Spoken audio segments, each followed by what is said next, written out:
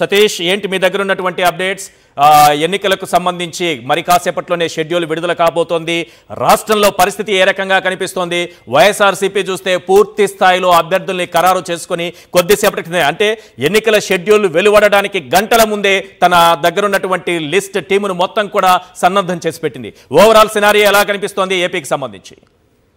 ఈసారి ఇప్పుడే కొద్దిసేపటి కిందటి వరకు వైఎస్ఆర్ కాంగ్రెస్ పార్టీ అభ్యర్థుల జాబితా ఆసక్తి సర్వత్ర ఉత్కంఠ వీడిన నేపథ్యంలో ఇప్పుడు ఎన్నికల కమిషన్ షెడ్యూల్ ఎప్పుడు ప్రకటిస్తుందని ఒక ఉత్కంఠ నెలకొంది. మరి కాసేపట్లో ప్రకటించిన నేపథ్యంలో ఆంధ్రప్రదేశ్ రాష్ట్రానికి సంబంధించి ఫస్ట్ ఫేజ్లో సింగిల్ ఫేజ్లో ఎన్నికలు జరుగుతాయన్న ఒక చర్చ సాగుతుంది. ఎన్నికల కమిషన్ అధికారులకు కూడా అటువంటి సమాచారం ఉందని చెప్తా ఉన్నారు రాష్ట్ర ఎన్నికల కమిషన్ సంబంధించినటువంటి అధికారులకు. సో ఈ నేపథ్యంలో మరి కాసేపట్లో వెలువడేటువంటి ఈ ప్రకటనలో ఆంధ్రప్రదేశ్లో ఎప్పుడు ఎన్నికలు జరగబోతున్నాయన్న ఒక ఉత్కంఠ నెలకొంది. గత ఎన్నికలు మనం చూస్తే 2019లో ఏప్రిల్ 11న ఆంధ్రప్రదేశ్ రాష్ట్రంలో ఎన్నికలు జరిగాయి. మే 23న ఎన్నికల ఫలితాలు విడుదలయ్యాయి.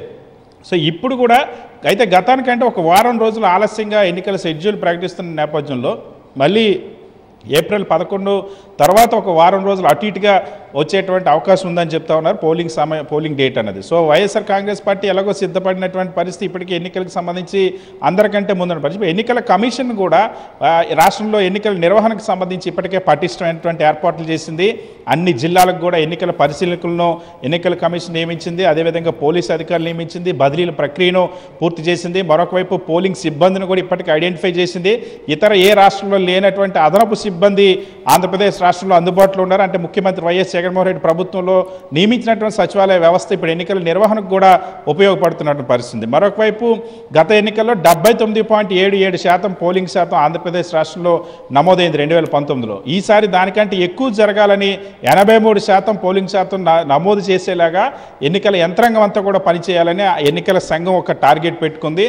దానికి తగ్గట్టుగా ఇప్పటికే ఓటర్ల జాబితా ప్యూరిఫికేషన్ దగ్గర నుండి పోలింగ్ కేంద్రాల ఐడెంటిఫికేషన్ వరకు అదనపు బలగాలను రప్పించిన వరకు పూర్తి సన్నద్ధంగా ఉంది ఎన్నికల కమిషన్. ఆంధ్రప్రదేశ్ రాష్ట్రంలో ఉన్నటువంటి 4,01,00,000 మందికి పైగా ఉన్నటువంటి ఓటర్లు ఓటుకు వినియోగించుకునేటువంటి ఎన్నికలకు సంబంధించినటువంటి డేట్స్ మరి కాసేపట్లో రాబోతున్నటువంటి పరిస్థితి. సో దాదాపుగా 99% ఆంధ్రప్రదేశ్ రాష్ట్రంలో single phase and first phase అంటే తొలి విడతలో ఏకకాలంలోనే అటు 25 లోక్సభ స్థానాలకి ఇటు 175 అసెంబ్లీ స్థానాలు కూడా ఎన్నికలు జరగబోతున్నాయన్న అంశం అయితే స్పష్టంగా తెలుస్తుంది. లేదా 2 విడతలు పెడితే తొలి 2 విడతలో జరిగేటువంటి స్టేట్ ఎలక్షన్ అదేవిధంగా ఎంపీ ఎలక్షన్ 2 ఉన్నటువంటి నేపథ్యంలో ఎక్కువ ఆ ఎన్నికల యంత్రాంగం కాన్సన్ట్రేటెడ్గా ఉండాలి కాబట్టి ఎన్నికల కమిషన్ కూడా ప్రత్యేకమైన దృష్టి పెట్టింది.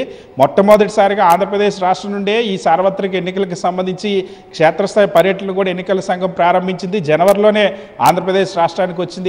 ఇక్కడ వచ్చినటువంటి ఫిర్యాదులపైన కానీ ఇక్కడ చేయాల్సినటువంటి మార్పులు చేర్పులు అన్నిటిపైన కూడా ఒక డైరెక్షన్ ఇచ్చింది. సో ఎన్నికల కమిషన్ కూడా సిద్ధంగా ఉంది ఆంధ్రప్రదేశ్ రాష్ట్రంలో. ఈరోజు 3 గంటలకి కేంద్ర ఎన్నికల సంఘం షెడ్యూల్ ప్రకటించిన తర్వాత 4:30 గంటలకు సీఈఓ ఆంధ్రప్రదేశ్ సీఈఓ ముఖేష్ కుమార్ మీనా కూడా ప్రెస్ మీట్ పెట్టారు. పూర్తి స్థాయిలో ఏ విధంగా MCC model code of conduct ఏ విధంగా అమలు చేస్తాము, ఎటువంటి మార్పులు చేర్పులు ఉన్నాయి, గత ఎన్నికల కంటే ఇప్పుడు తీసుకొచ్చిన ప్రత్యేకమైన మార్పులు ఏంటి, అదేవిధంగా 80 ఏళ్ళు దాటినటువంటి సీనియర్ సిటిజన్లకు సంబంధించి వాళ్ళ ఇంటి దగ్గరికి వెళ్ళి ఓటుకు వినియోగించుకునే ఏర్పాట్లు, పోలింగ్ కేంద్రాలను ప్రత్యేకంగా ఏర్పాటు చేసిన సదుపాయాలు. దాదాపుగా ఆంధ్రప్రదేశ్ రాష్ట్రంలో 43,000కు పైగా ఉన్నటువంటి పోలింగ్ కేంద్రాల్లో 50% పైగా పోలింగ్ కేంద్రాల్లో వెబ్కాస్టింగ్ అందుబాటులోకి తీసుకొచ్చారు.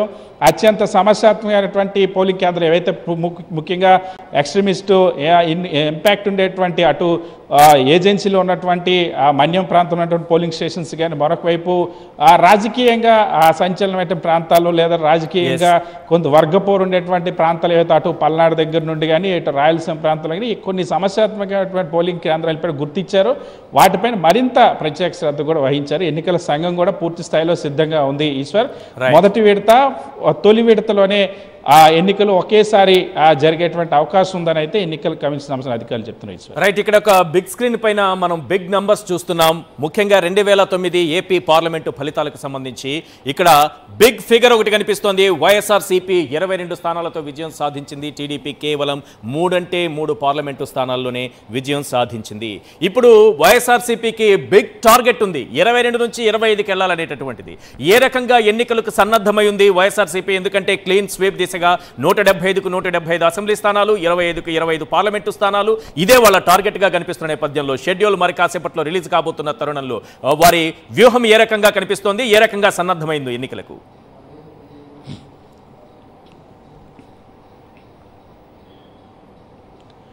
ఈశ్వర్ చాలా క్లియర్గా ఉంది. వైఎస్ఆర్ కాంగ్రెస్ పార్టీ ఎన్నికల కార్యాచరణని ఒక క్రెడిబిలిటీ ఉన్నటువంటి లీడర్షిప్ని మళ్ళీ తెచ్చుకోవాల్సినటువంటి అవసరం ఉందన్న ఒక నినాదాన్ని తీసుకెళ్తుంది.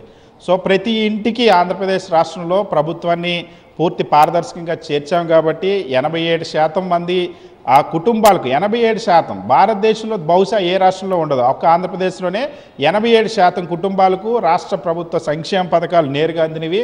అదేవిధంగా పరిపాలనలో పూర్తి ట్రాన్స్పరెన్సీ అన్నది ఆంధ్రప్రదేశ్ రాష్ట్రంలో ఏ సర్టిఫికేట్కి కానీ ఏ సంక్షేమ పథకానికి కానీ ఒక్క రూపాయి కూడా లంచం ఇవ్వాల్సినటువంటి అవసరం లేదు. దీనికి తోడు సామాజిక న్యాయం చేయడం మరొక వైపు, వీటన్నిటితో పాటు ఆంధ్రప్రదేశ్ రాష్ట్రం భవిష్యత్తుని ఏ విధంగా తీర్చిదిద్దాలి అన్న దానికి సంబంధించి ప్రణాళికలు వేయడం కాదు, పూర్తి స్థాయిలో వాటిని గ్రౌండ్ చేశారు. ఎందుకంటే 4 మేజర్ పోర్ట్లు భారతదేశ స్వాతంత్రం వచ్చిన తర్వాత ఇప్పటి వరకు ఎప్పుడు కూడా ఆంధ్రప్రదేశ్ రాష్ట్రంలో ఒకేసారి 4 మేజర్ పోర్ట్లు కానీ, ఒక ఇంటర్నేషనల్ ఎయిర్పోర్ట్ కానీ, 10 ఫిషింగ్ హార్బర్లు కానీ, 17 మెడికల్ కాలేజీలు కానీ, 43,000 ప్రభుత్వ పాఠశాలలు నాడు నేడు ద్వారా అభివృద్ధి చేయడం కానీ, ఇవన్నీ ఎప్పుడు జరగనట్టు. మరొక వైపు ఈజ్ ఆఫ్ డూయింగ్లో ఆంధ్రప్రదేశ్ నెంబర్ 1గా ఉంది. గత 3 సంవత్సరాల్లో పెట్టుబడుల ఆకర్షణలో నెంబర్ 1లో ఉంది. గ్రోత్ రేట్లో భారతదేశంలోనే ఆంధ్రప్రదేశ్ నెంబర్ 1గా నిలిచింది.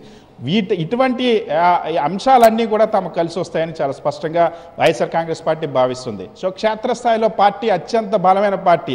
ఒకవైపు ఇప్పుడున్నటువంటి సంఖ్యాబలం ప్రకారం పార్లమెంట్లో భారతదేశంలోనే 4వ అతిపెద్ద పార్టీగా ఉన్నటువంటి వైఎస్ఆర్ కాంగ్రెస్ పార్టీ అత్యంత సమర్థవంతమైన బలమైనటువంటి నాయకుడి చేతులు. ఎందుకంటే లీడర్ బేస్డ్ పార్టీగా ఇండియాలో కొన్ని పార్టీలు మాత్రమే ఉన్నాయి, అందులో వైఎస్ఆర్ కాంగ్రెస్ పార్టీ ఒకటి. సో లీడర్ ఒక పెద్ద అడ్వాంటేజ్, దానికి తోడు క్షేత్రస్థాయిలో ఉన్నటువంటి క్యాడర్ పెద్ద అడ్వాంటేజ్, సంక్షేమం ప్రతి ఇంటికి అందించామని క్రెడిబిలిటీతో చెప్పేటువంటి అంశం ఒకటి. దీంతో 99% హామీలు అమలు చేసామని ఒక ప్రోగ్రెస్ రిపోర్ట్ని ఇప్పటికే 3 సార్లు ప్రతి ఇంటికి ఆంధ్రప్రదేశ్ రాష్ట్రంలో వైఎస్ఆర్ కాంగ్రెస్ పార్టీ అందించింది. మరొకసారి ఇప్పుడు ఎన్నికల్లో ఆల్రెడీ చేసినటువంటి 99% అమలు చేసిన హామీలు ప్రోగ్రెస్ రిపోర్ట్, మరొక వైపు ఇంకొకసారి కొత్తగా ఇచ్చేటువంటి మేనిఫెస్టో ఒక 2-3 రోజుల్లో రాబోతుంది. వీటన్నిటిని పట్టుకుని వెళ్ళబోతాం. ఇంకొక వైపు అభ్యర్థుల ఎంపికలో సామాజిక న్యాయానికి ప్రాధాన్యత ఇచ్చారు, బీసీ ఎస్సీ ఎస్టీ మైనార్టీల్ని ఓన్ చేసుకుంది. ఇవన్నీ కూడా సానుకూల అంశాలు, వీటి ద్వారానే స్పష్టంగా అందుకనే వై నాట్ 175 అనేది. ఎందుకంటే ఆంధ్రప్రదేశ్ రాష్ట్రంలో ఏ నియోజకవర్గానికి వెళ్ళినా ఒకేలాగా పూర్తి పారదర్శక పాలన, ఒకేలాగా పూర్తి సంక్షేమం అందించారు కాబట్టి ఫలితం కూడా అదే విధంగా ఉండబోతుంది అన్నది ఆ లక్ష్యంతోనే పనిచేస్తున్నారు వైఎస్ఆర్ కాంగ్రెస్ పార్టీ చెప్తుంది.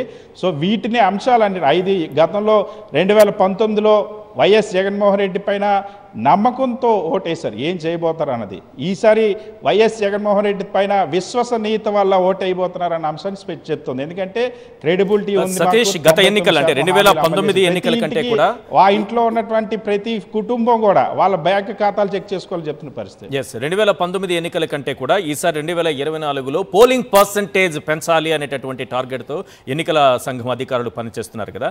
ఏ రకంగా కనిపిస్తోంది? పోలింగ్ పర్సంటేజ్ పెరగబోతోందని అనుకోవచ్చా వాళ్ళు చేస్తున్నటువంటి అంశం? కానీ సాధారణంగా ఎన్నికల సినారియోలో మనం మాట్లాడుకునేటటువంటి అంశాల్లో పోలింగ్ పర్సంటేజ్ పెరిగింది అనంటే ఒక అనుకూలమైనటువంటి వాతావరణం అధికార పార్టీకి ఉంటుందనే మాట కూడా వినిపిస్తుంది. ఈ 2 అంశాలపైన ఏం చెప్తారు?